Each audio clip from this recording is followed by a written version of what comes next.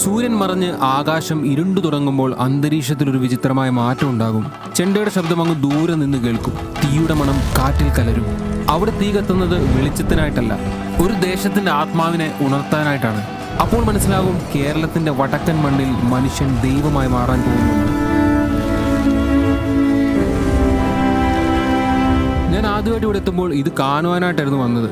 പക്ഷെ 3-ാം തവണയും തിരികെ വരുമ്പോൾ മനസ്സിലായി, ഇത് കാണുവാനല്ല, അനുഭവിക്കാനാണ് വീണ്ടും വീണ്ടും എത്തുന്നതെന്ന്. അവിടെ കണ്ടത് ഒരു ആഘോഷമല്ലായിരുന്നു, ഒരു ജനതയുടെ ആത്മാവായിരുന്നു.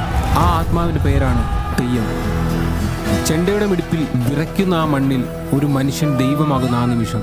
ആ മണ്ണിന് തെയ്യം ഒരു കലയല്ല, അതിന്റെ ശ്വാസമാണ്. തീ പാർന്ന ആ മണ്ണിന് ഒരൊറ്റ പേരും, കണ്ണൂർ. ഓരോ തവണ ഇവിടെ വന്നിട്ട് തിരിച്ചു പോകുമ്പോഴും തോന്നും ഇതോടെ മതിയെന്ന്. പക്ഷെ വീണ്ടും വീണ്ടും തിരിച്ചു വിളിക്കുന്ന എന്തോ ഒന്ന് ഇവിടെയുണ്ട്.